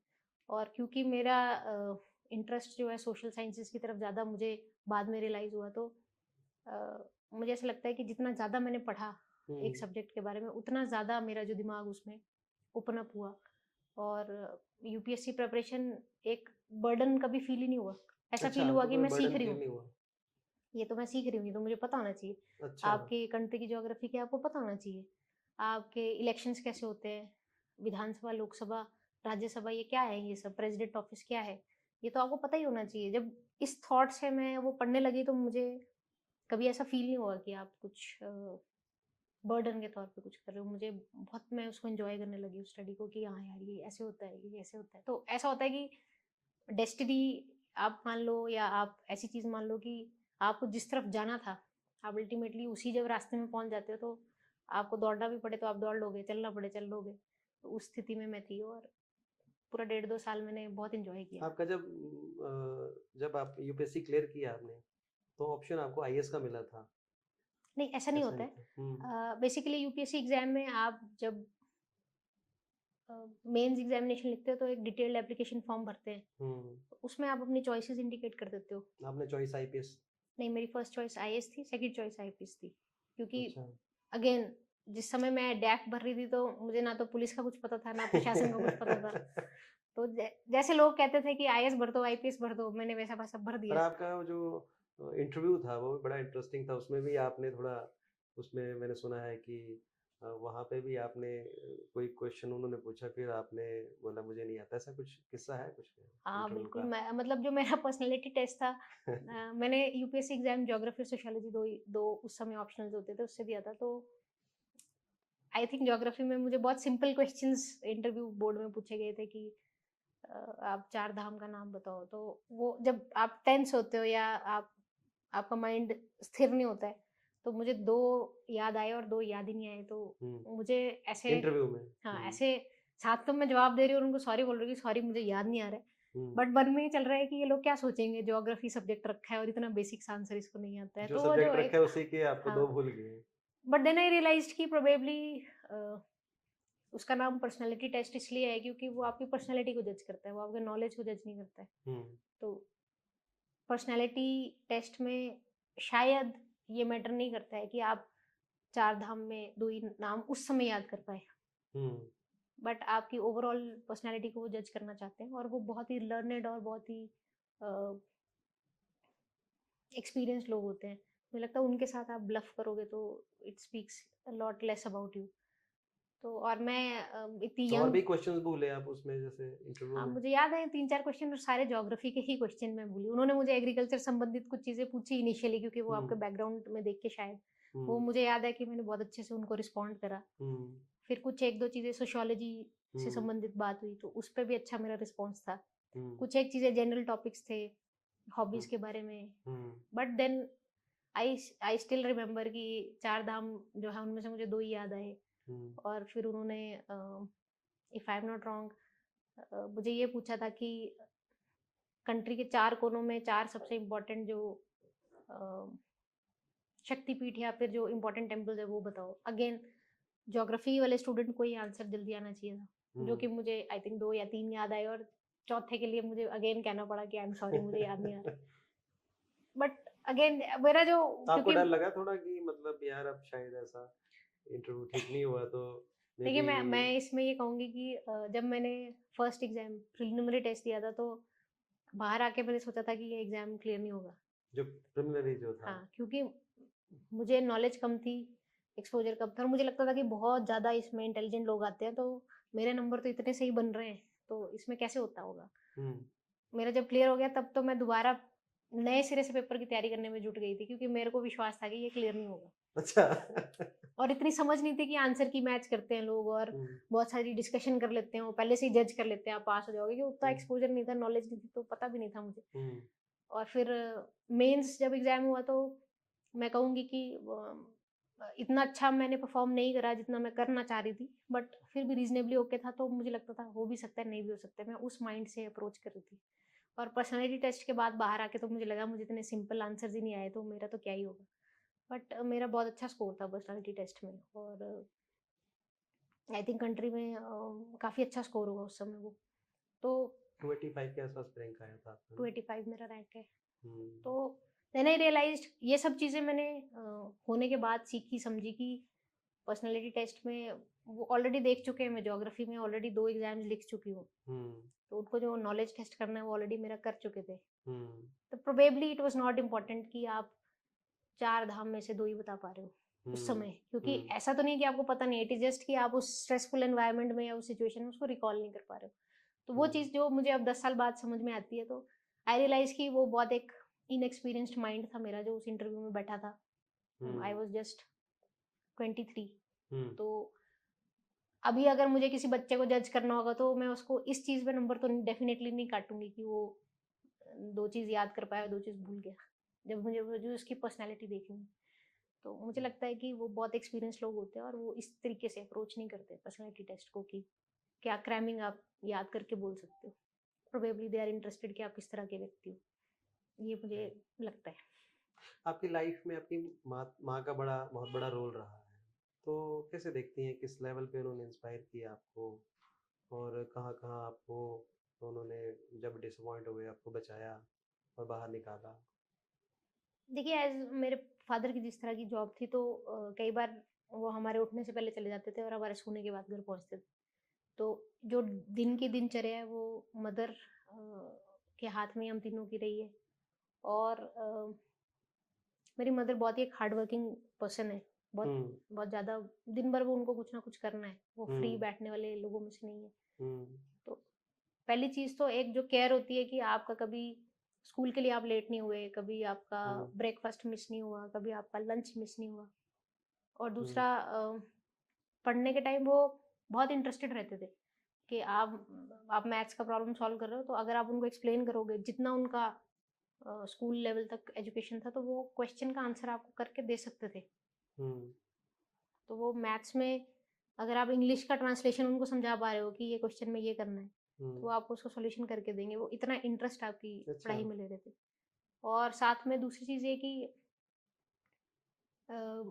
फेलियर, क्योंकि मैं बचपन से कभी फेल हुई नहीं थी, हम्म, तो जब मैंने फेलियर देखा तो रिजल्ट देखने के बाद घर पे आने में वो जो एक पीरियड होता था इंटरनेट कैफे से घर पहुंचने में, उसमें हम्म, आपके दिमाग में 100 चीज़ें कि घर में क्या बोलोगे, हम्म, आपसे सवाल पूछे जाएंगे, क्या जवाब दोगे। वो एक जो प्रेशर है वो बिल्कुल ईज आउट हो जाता। तो मुझे याद है कि कुछ लोग अ, जब मैं थोड़ा सा इस फेज में थी कि मेरे को किसी से मिलना नहीं है और मेरे से बात मत करो, मैंने घर से हम्म, बाहर नहीं जाना है, तो उस फेज में उन्होंने कुछ अपने बहुत क्लोज फ्रेंड्स को मना किया कि अब इसके पास मत जाओ, आप इसको टाइम दो।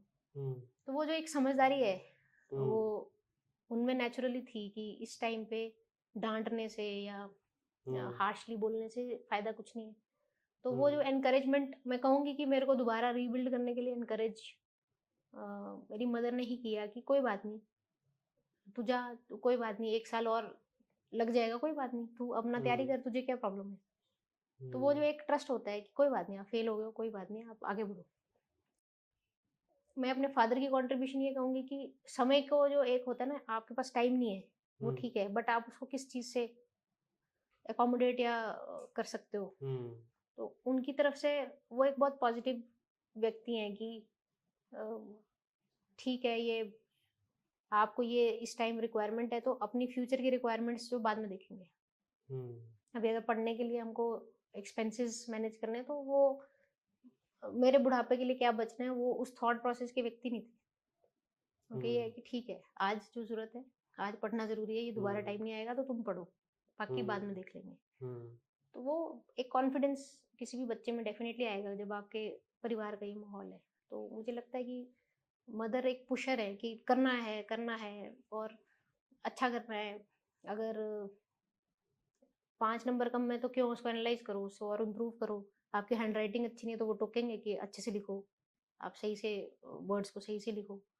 तो वो चीज़ें बहुत हेल्पफुल रही। और मेरे फादर का ऐसा है कि कभी उनके डिस्कशन में नेगेटिविटी नहीं थी हम्म, कि ऐसा नहीं करेंगे, वैसे नहीं। हो सकता है उनके एज़ पेरेंट्स उनके मन में बहुत इनसिक्योरिटीज़ होती हों कि पैसा भी सेव नहीं कर रहे हैं और अगर कुछ नहीं हुआ तो ये थॉट शायद उनके मन में आता हो। बट वो मुझे या मेरे मुझे नहीं लगता कभी मेरे ब्रदर सिस्टर ने भी वो उनके मुँह से सुना कि उनको कुछ हम्म, ऐसी इनसिक्योरिटी है क्योंकि या 3 बच्चों को परवरिश करना और सभी को अच्छी शिक्षा देना बहुत टफ होता है एक इस लेवल पे। मुझे ना लगता है कि हर एक पेरेंट को बच्चों को अ, उनके फेलियर के टाइम ज़रूर सपोर्ट करना चाहिए, क्योंकि फेलियर एक आदत के जैसे है। अगर आप एक बार फेल हो जाओगे, अपने आप को डिमोरलाइज़ फ़ील करोगे और नीचे जाओगे तो आप नीचे ही जाते जाओगे, ऊपर आना मुश्किल होगा। तो आपको उस समय हाथ पकड़ के खींच के वापस लाना उस डेप्थ में से, वो कोई सहारे की ज़रूरत है। और एक बार फेलियर से बाहर आया व्यक्ति जो है वो यूजुअली अपनी स्ट्रेंथ खुद पकड़ लेता है कि ठीक है, मैं आपको कह रही हूँ कि मेरे को इतना कोई डर ही नहीं था फेल होने का, क्योंकि मैं इतनी बार हो चुकी थी, मुझे लगता है ठीक है, अगर हो जाएँगे तो हो जाएँगे। So my work is to work hard. IAS में एक लैंग्वेज बड़ी इंपॉर्टेंट पार्ट प्ले करता है, कहते हैं इंग्लिश या हिंदी जो भी है। तो कई बार गवर्नमेंट स्कूल में जो बच्चे पढ़ते हैं इंग्लिश में बहुत प्रॉब्लम आती है, या जो प्राइवेट स्कूल भी हैं जो बहुत गवर्नमेंट स्कूल्स नहीं है, बड़ी दिक्कत है। तो आपको भी ऐसा सामना करना पड़ा कि लैंग्वेज को लेकर, इंग्लिश लैंग्वेज को लेकर, जैसा कि आम बच्चे महसूस करते हैं? देखिए, मेरे घर पे तो कोई इंग्लिश नहीं बोलता था, बट हम्म, मैं इंग्लिश मीडियम स्कूल से पढ़ी हूँ। इंग्लिश मीडियम मतलब इंग्लिश मीडियम से ही मैंने ग्रेजुएशन, पोस्ट ग्रेजुएशन की है। हम्म, तो एक बेसिक अंडरस्टैंडिंग इंग्लिश में कंफर्ट वाली तो थी, हम्म, लेकिन आपकी लैंग्वेज जैसे हम आम भाषा में जिसमें बात करते हैं अपने घर पे, वो हम्म, हिंदी तो नहीं है। हम्म, आप एग्ज़ाम लिखना चाहते हो हिंदी में, तो आपका हिंदी का जो स्टैंडर्ड है वो हम्म, पूरी तरीके से परिपक्व एक लैंग्वेज की कमांड आपके पास होनी चाहिए। हम्म, तो मैं जिससे भी ये बात करती हूँ, जो मैं खुद समझती हूँ कि मैं इंग्लिश मीडियम से पढ़ी थी, मेरे लिए इंग्लिश पकड़ना ईज़ी था। कोई अगर हिंदी मीडियम से पढ़ा है तो वो ये एक्सपेक्ट ना करे कि आप एक सेंटेंस में 2 शब्द इंग्लिश के लिख के एग्जाम पास कर लोगे, तब आपको हिंदी मीडियम में मतलब आप हिंदी की लैंग्वेज की पकड़ रखते। तो और लैंग्वेज इंप्रूव करने के लिए हमारे एक टीचर थे जो स्कूल में, उनका एक फॉर्मूला था या कह लो कि उनका एक तरीका था। मुझे लगता है कि मुझे सबसे ज़्यादा वही हेल्प किया। वो हमें बार-बार रीड करने के लिए कहते रहते थे। अच्छा। कि आप रीड करो और बोलो, ज़ोर से रिसाइट करो और बोलो। उस समय बचपन में समझ नहीं आता था, बट जब मैंने एग्ज़ाम लिखा तो मैंने देखा कि रोज़ इंग्लिश न्यूज़पेपर पढ़ने से या रोज़ आप 50 पेज, 100 पेज पढ़ते हो, तो आपकी लैंग्वेज की कमांड अपने आप इम्प्रूव होने लगती है। Reading helps you to create language in your head. तो वो रीडिंग बहुत ज़रूरी है। अगर आप कोई भी लैंग्वेज अच्छे से करना चाहते हो तो आपको बहुत पढ़ना पड़ेगा तो आप खुद ही लिखने में आ जाएगी। तो आईएएस किसी ने आईएएस बनना है, यूपीएससी एग्जाम क्रैक करना है, तो आप 3 टिप्स क्या दोगे? क्योंकि लोगों को समझ ही नहीं आता इसको क्रैक, कोई यूट्यूब देखता है, कोई कहीं देखता है, तो समझ ही नहीं आता है, फिर कोचिंग की तरफ जाते हैं।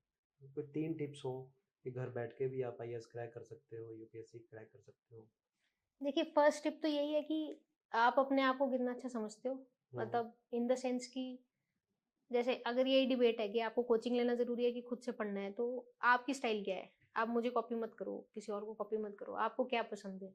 क्या आप खुद से एक डिसिप्लिन्ड वे में टाइम टेबल फ़ॉलो कर सकते हो? एक कॉन्सेप्ट को समझ सकते हो? या फिर आप उस तरीके के हो कि आपको कोई एक्सटर्नल हेल्प चाहिए, एक शेड्यूल बनाने में, उसको ऑर्गेनाइज़ करने में। तो वो जो अंडरस्टैंडिंग है अपनी खुद की, उसी अंडरस्टैंडिंग का पार्ट है कि आप करना क्या चाहते हो? आपका मोटिवेशन क्या है? क्योंकि कोई एक्सटर्नल मोटिवेशन नहीं हो सकता। आप ये सोच के आईएएस नहीं बन सकते कि वो आईएएस गाड़ी में जा रहा है तो बहुत अच्छा लग रहा है। वो थोड़ी-सी एक फीलिंग है, बट वो आपको सस्टेन नहीं करेगी 1.5-2 साल के लिए, तो करना क्यों चाहते हो? दूसरी चीज़ है, वंस अगर ये सॉर्ट आउट कर लिया आपने, क्यों करना चाहते हो, किस तरीके से करना चाहते हो, आपकी स्टाइल क्या है, तो सेकंड है कि फिर आप स्ट्रैटेजी से चलो। ऐसे नहीं होगा, सिर्फ 18 घंटे पढ़ने से नहीं होगा, स्ट्रैटेजी बनानी पड़ेगी। एग्ज़ाम कैसे क्लियर करना है मैंने, टाइमिंग बनानी पड़ेगी, एग्ज़ाम को समझना पड़ेगा, उसको अब वो कहते हैं ना कि आप पेड़ काटने के लिए आपकी जो एक्स है उसको, वो अगर शार्प नहीं होगी तो आप लगे रहोगे। बट अगर आप 2 घंटे उसको शार्प करने में लगाओगे तो आप जल्दी वो काम कर लोगे। तो वो होमवर्क, स्ट्रैटेजी, एग्ज़ाम पैटर्न समझना, एग्ज़ाम का सिलेबस समझना, वो बहुत ज़रूरी है। और तीसरा, ऑफ कोर्स आप मान के चलो कि आप फेल हो सकते हो।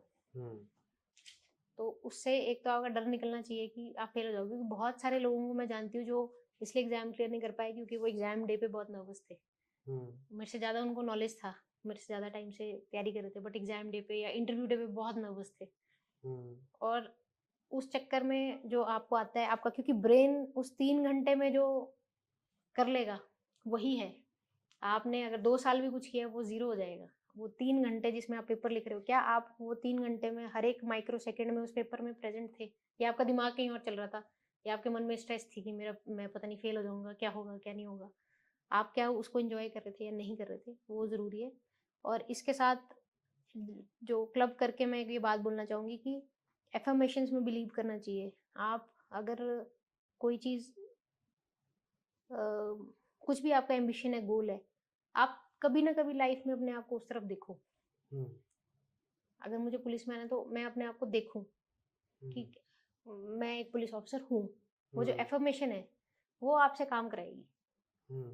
तो मुझे लगता है कि अफ़र्मेशन एक थियरी है और वो बहुत ज़रूरी है। तो 3 चीज़ें जैसे आप पूछ रहे हो कि नंबर 1 आप क्यों करना चाहते हो? अपनी समझ, मेरे लिए क्या इम्पोर्टेंट है? मैं नोट्स बना के पढ़ता हूँ, बिना नोट्स के पढ़ता हूँ। मैं अंडरलाइन करके पढ़ता हूँ, बिना अंडरलाइन के पढ़ता हूँ। नंबर 2 की आपकी स्ट्रैटेजी। आप एग्ज़ाम पैटर्न को भी समझते हो कि नहीं, ऐसे ही किसी ने बोला ये बुक पढ़ ले, पढ़ने लग गए, किसी और ने बोला वो पढ़ ले, पढ़ने लग गए। नहीं, आप स्ट्रैटेजी बनाओ, मैं ये करूँगा, ऐसे करूँगा, इतने टाइम में करूँगा। और नंबर 3 की पॉजिटिव अफ़र्मेशन, और दूसरा कि आप जो एक थॉट प्रोसेस है उसको क्या कर सकते हो? How do you train your mind कि आप 3 घंटे में बिल्कुल यही रहना है, स्थिर रहना है, एग्ज़ाम में बैठना है, कैलकुलेशन ठीक करनी है, टाइम टू टाइम करनी है। ये जो शार्पनिंग ऑफ एक्स है ये बहुत ज़रूरी है। तो इसके लिए मेहनत बहुत ज़रूरी है। तो यूपीएससी एग्ज़ाम मुश्किल इसलिए है क्योंकि बहुत लंबा है। मुझे ऐसा लगता है पीएमटी का एग्ज़ाम ज़्यादा मुश्किल है, पढ़ने के लिए बहुत वाइड है। बट यूपीएससी इसलिए मुश्किल है क्योंकि आपको ढीठ बनना पड़ेगा। आपको 1.5 साल तैयारी करनी है एक एग्जाम की, प्रोसेस 1.5 साल का है। पीएमडी तो क्या है, आप 4 महीने 2 साल पढ़ोगे, दे दोगे, या तो पास हो जाओगे फेल हो जाओगे। यहाँ पे हर एक स्टेज पे रिस्क है। आप प्रिलिमिनरी पास करके ओके फाइन, मेंस में फेल हो जाओगे, मेंस पास करके ओके फाइन, पर्सनालिटी टेस्ट में पीछे रह जाओगे। तो ये जो प्रोसेस है ये प्रिजर्वेरेंस, और आई थिंक इस जॉब में यही चाहिए, इसलिए स्टाइल ऐसा है कि आप बुक लवर भी बहुत हो, बुक्स बहुत पढ़ते हो, तो एज अ एसपी इतना ज़्यादा काम होता है, खासकर डिस्ट्रिक्ट कांगड़ा हो, तो कैसे टाइम निकालते हो बुक्स वगैरह के लिए? आप 11-12 बजे तक कुछ व्हाट्सएप पे मैसेज चल रहे हैं ऑफिसर्स के, उसको सर्कुलेट कर रहे हो, फिर मॉर्निंग में उठ के कई बार ऐसी चीज़ होती है, तो एक ट्रैंक्विलिटी तो चाहिए किताब पढ़ने के लिए, तो कैसे करते हो? मैं अपनी बुक्स को ऑफिस भी ले जाती हूँ। तो अगर मैं लंच भी कर रही हूँ और उसमें 10 मिनट एक्स्ट्रा है, तो मैं उसमें 2 पेज भी पढ़ना चाहती हूँ। तो मतलब अगेन 2-2 पेज हंगर। करके जैसे? हाँ, और कई बार अगर फ्री टाइम मिल जाए तो 2 घंटे 3 घंटे। बट अगेन वो जैसे मैंने कहा कि आपका फीड होना चाहिए ना। हुँ, जैसे आपको ट्रैकिंग करना पसंद है तो आप टाइम निकाल ही लोगे। वैसे ही बुक्स पढ़ना है, अगर आप पसंद है तो आप टाइम निकाल लोगे। आप आते जाते उठते बैठते अगर आधा घंटा सुबह, 15 मिनट लंच में और आधा घंटा रात को करते, तो एक्चुअल अगर आप देखोगे तो आप 1.25 घंटा पढ़ चुके हो दिन में। हुँ, तो probably this is more about कि आप करना चाहते हो कि नहीं। और अगेन मुझे एक चीज़ से बहुत डर लगता है, वो ये है कि मेरा विज़न जो है टनल विज़न ना हो जाए, कि मैं एक ही तरफ देखूँ, हुँ, एक ही चीज़ समझूँ। तो मुझे ऐसा लगता है कि जो पुलिस की जॉब है उसमें टनल विज़न होने की बहुत रिस्क है। हुँ। एक किस्सा है आपका कि मतलब बस में जा रहे थे, तो आजकल सोशल मीडिया में बहुत वायरल हो रहा है कि माँ के साथ कुछ ऐसी बदतमीज़ी हुई और फिर आपने मतलब मन में ठाना नहीं मुझे ऑफ़िस से भागना है, वो क्या किस्सा था? देखिए, मैं बहुत छोटी थी तो मेरी मदर बस में जा रहे थे और वो किसी ने हैंडल पकड़ा था, तो उन्होंने उसको मना किया कि ऐसे हैंडल मत पकड़ो। तो उन्होंने वो चिढ़ के आगे से कहा कि आप डीसी हो गया। तो हुँ, मतलब 5वीं में पढ़ने वाले बच्चे को लगा डीसी क्या होता होगा ये। फिर मैंने अपने घर वालों को पूछा डीसी क्या होता है? उन्होंने कुछ तो हुँ, कहा, बट वो भी ज़्यादा क्लैरिटी नहीं दी। तो मुझे लगता है उसके बाद मैं हुँ, आई थिंक उसको ऐसे प्रोजेक्ट करना चाहिए कि वो फर्स्ट एनकाउंटर था, कि जब मुझे पता चला कि डीसी कोई बहुत पावरफुल व्यक्ति होता है जिसकी बात सब मानते हैं। तो इससे ज़्यादा उस इंसिडेंट्स को कहना मुश्किल है।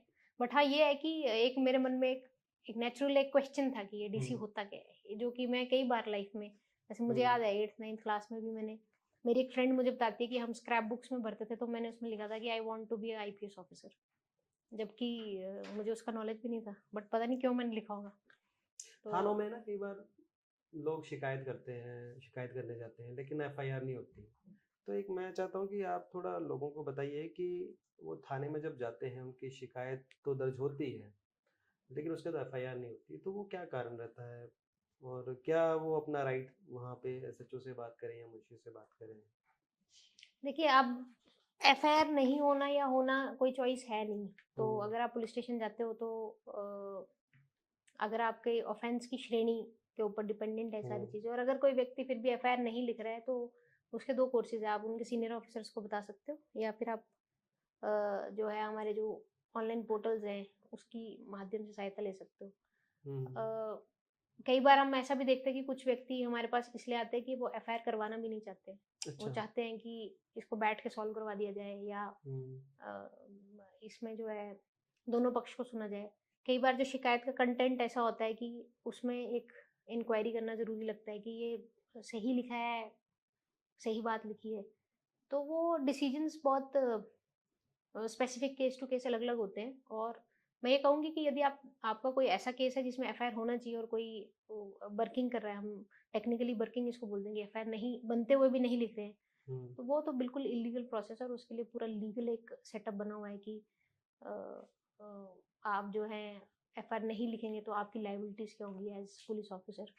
तो अगर ऐसा नहीं होता है तो आप सीनियर ऑफिसर्स को अप्रोच कर सकते हैं, कोर्ट्स को अप्रोच कर सकते हैं, और उसका एक पूरा एक लॉ में एक उसका सॉल्यूशन जो है दिया गया है। आपकी लाइफ़ बहुत सिंपल है, मतलब सिंपल खाना, सिंपल रहते भी हो आप बिल्कुल, मतलब बहुत जिस तरह से लोग चमक-धमक में रहते हैं, वैसे आप वो बिल्कुल नहीं रहते हो और आपकी शादी जयपुर में हुई है, वहाँ का खाना मतलब वर्ल्ड फेमस है, तो कैसे वहाँ पे एडजस्ट करते हो? मैं एन्जॉय करती हूँ। मतलब मैं हिमाचल में रही, हिमाचल में बड़ी हुई, हिमाचल में पैदा हुई, तो व्यंजन का एक different angle, Rajasthani food, Rajasthani culture. Rajasthan बहुत एक कलरफुल जगह है, उनका ट्रेडिशनल सेटअप बहुत कलरफुल है। तो आई थिंक जो पर्सन मेरे जैसा है वो और भी ज़्यादा उसको एन्जॉय करता है, क्योंकि एक तो पहली बार खा रहे होते हैं और देख रहे होते हैं। तो I think I cherish favourite that. Food क्या है आपका जयपुर का, राजस्थान का? राजस्थान में देखिए एक कैर करके एक श्रब होती है, उसमें एक फ्रूट लगता है, कैर बोलते हैं उसको। तो उसकी सब्जी मुझे बहुत पसंद है। और एक गट्टे की सब्जी बोलते हैं, मतलब बेसन की सब्जी, बड़ियों के जैसे एक सब्जी बनती है, वो बहुत अच्छी लगती है। एसपी की पोस्ट बहुत लाइमलाइट वाली रहती है, आईपीएस बनना बहुत लाइमलाइट है, लेकिन और मीडिया में बहुत सुर्खियों में रहते हो आप, लेकिन कई बार क्रिटिसिज्म भी बहुत सहना पड़ता है आपकी लाइफ में भी। हाल ही में काफी क्रिटिसिज्म भी हुआ, तो आप उस सब चीजों को कैसे आपने टैकल किया, कैसे देखा उन सब चीजों को? देखिए, एक चीज़ तो मैं इसमें ये मानती हूँ कि जिस जॉब की वजह से इतनी प्रसिद्धि मिली हो, तो उसको तो डेफ़िनेटली आप ब्लेम नहीं कर सकते हो। कभी-कभी हम, क्योंकि हमारी जो पोस्ट है उसमें डिसीजंस लेने हैं, और जो आपकी समझ में न्याय है, जो आपकी समझ में लीगल है, जो आपकी समझ में सही है, वो आप करते हो, तो और बहुत सारे लोग उससे एग्री नहीं कर सकते। बट सोशल मीडिया के आने से एक चीज़ ये है कि लोग अपना ओपिनियन बिना पूरे फैक्ट्स के जाने रख सकते हैं। और जिस तरह से एक आम आदमी अ, किसी भी सिचुएशन, किसी भी विषय पे बोल सकता है, वो एक रिस्ट्रिक्शन आपकी पोस्ट आपको देती है कि आप अपने मन की बात जो है वो एक आम आदमी की बोल तरह नहीं नहीं रख पाते, सकते हो। बोल नहीं पाते। क्योंकि आप एक बंदिश में बंधे हो, आप अपनी पोस्ट की डिग्निटी में बंधे हो, आप सोसाइटी के लिए एक एग्जाम्पल, रोल मॉडल, लीडर, इस तरीके की रिस्पॉन्सिबिलिटी आपके ऊपर है। तो कुछ भी लूज टॉक आप नहीं कर सकते हो, किसी के बारे में भी यूं ही कहीं पे भी कुछ खड़े होकर बोलना जो है वो मुझे नहीं लगता कि सही है। लेकिन सोशल मीडिया ये चैलेंज है, और लोग अधपकी चीज़ पे बिना पूरे फैक्ट्स को जाने जो है एक अपने नज़रिए से जजमेंट्स भी पास कर देते हैं। वो एक रीसेंट चैलेंज है जो प्रोबेबली हमारे जो सीनियर अधिकारी जिस समय काम करते थे वो नहीं था, आज के समय में है। हमारे से जो जूनियर अधिकारी अब काम करेंगे उनके लिए और भी ज़्यादा है। तो वो एक पर्सनैलिटी चैलेंज है। और मुझे ऐसा लगता है कि यदि आप इस कॉन्फिडेंस से काम करते हैं कि आपने अपनी कैपेसिटी में, अपने विवेक में सही डिसीजन लिया है, तो आज नहीं तो कल कुछ समय के बाद लोगों में वो सही चीज़ बाहर जाती है। और बहुत कम लोगों को सच जानने में इंटरेस्ट होता है। बहुत कम लोगों को के चीज़ों को फॉलो करने में इंटरेस्ट रहता है। लेकिन प्रोबेबली ये एक रेज़िलियंस का ही टेस्ट है, और आपकी पर्सनैलिटी का टेस्ट है, how do you react to such things. पुरानी कहावतें हैं कि अ, आप अपनी चाल में चलते रहोगे तो कोई ना कोई अच्छा और बुरा तो दोनों तरीके से बोलेगा। तो पुलिस की जॉब में जो एक पक्ष का नाराज़ रहना कोई बड़ी चीज़ नहीं है। लेकिन इम्पोर्टेंट बात ये है कि जो भी कार्य किया जाए वो जस्टिस को ध्यान में रख के किया जाए, सही चीज़ को ध्यान में रखा के किया जाए, और एक लीगल दायरे में किया जाए। तो इन क्रिटिसिज्म का आपकी पर्सनल लाइफ या प्रोफेशनल लाइफ पे फर्क पड़ा? मतलब थोड़ा आपको नुकसान हुआ डेफ़िनेटली उसका? प्रोफ़ेशनल लाइफ़ में आप बहुत ज़्यादा और ज़्यादा स्मार्ट हो जाते हो, और ज़्यादा अ, अपनी जजमेंट्स को इवैल्यूएट करते हो, कुछ नया सीखते हो, कुछ समझते हो, आप अपनी मिस्टेक से भी सीख सकते हो, यदि आपको ऐसा फ़ील होता है कि इस सिचुएशन को मैं और अच्छे से कैसे हैंडल कर सकूँ। और एज़ अ पर्सन तो डेफ़िनेटली ग्रो करते हो, क्योंकि आपको एक चीज़ तो आपको माननी पड़ेगी कि अ, हमेशा अ, अच्छा समय नहीं रहेगा। और आप हो सकता है एक दिन सोशल मीडिया में ये कह रहे हो कि आप बहुत बढ़िया हैं, और आपसे अच्छा कोई व्यक्ति आज तक देखा नहीं है, और अगले ही दिन जो है वो एक नेगेटिव कमेंट से आपका जो है इनबॉक्स भर जाए। तो मुझे लगता है ये एक प्लस माइनस है। जैसे कहते हैं कि ना तो प्रेज़ में और ना तो क्रिटिसिज़्म में इतना ज़ोर है और इतना दम है कि वो आपको हिला पाए, तभी आप एक सक्षम व्यक्ति हो। तो ना तो प्रेज़ से हिल सकते हैं, ना क्रिटिसिज़्म से हिल सकते हैं। अगर आप उस तरफ बढ़ चुके हैं, उस माइंडसेट में ग्रो कर चुके हैं, तो मुझे नहीं लगता आपको कोई हरा सकता है। तो यही मेरी कोशिश है कि ना तो प्रेज़ से मुझे कोई फ़र्क पड़े और ना ही क्रिटिसिज़्म से। हालाँकि बीइंग अ ह्यूमन बीइंग ये चीज़ आपको ऑफ़ कोर्स आपको पिंच भी करेगी, खुशी भी होगी, परेशानी भी करेगी, बट आप इस मंज़िल की तरफ अगर बढ़ना चाह रहे हो तो आपको वो माइंडसेट बनाना ही पड़ेगा कि वो एक होता है ना कि एक्सटर्नल फैक्टर्स मुझे अफ़ेक्ट नहीं कर रहे। मुझे जो मेरी समझ में सही है, जो मेरी समझ में जस्टिस है, जो मेरी समझ में न्याय की बात है, जो मेरी कुर्सी की रिस्पॉन्सिबिलिटी है, जो मेरी पोजीशन की रिस्पॉन्सिबिलिटी है, अगर मैं उसको निष्पक्ष, बिना डरे, सही तरीके से कर पा रही हूँ, तो मुझे लगता है कि मैं अपना काम ठीक कर रही हूँ। और लोगों का राइट है क्रिटिसाइज करने का, जज करने का, वो करेंगे। लोगों का राइट है अच्छा बोलने का, लोगों का राइट है बुरा बोलने का। जब कोई अच्छा बोलता है तो हम खुशी में ये ना सोचें कि हमसे अच्छा कोई नहीं, और जब कोई बुरा बोलता है तो अपने आप को ये ना समझें कि कोई बहुत बुरी चीज़ हमने कर ली है। सारी चीज़ें अल्टीमेटली आपकी पर्सनैलिटी को ग्रो करना चाहती है। मैंने कहीं पढ़ा था और मैं मानती भी हूँ कि फ्लावर्स को आने के लिए बारिश और धूप दोनों की ज़रूरत है। अगर बारिश नहीं होगी तब भी फ्लावर्स नहीं होंगे, अगर धूप नहीं होगी तब भी फ्लावर्स नहीं होंगे।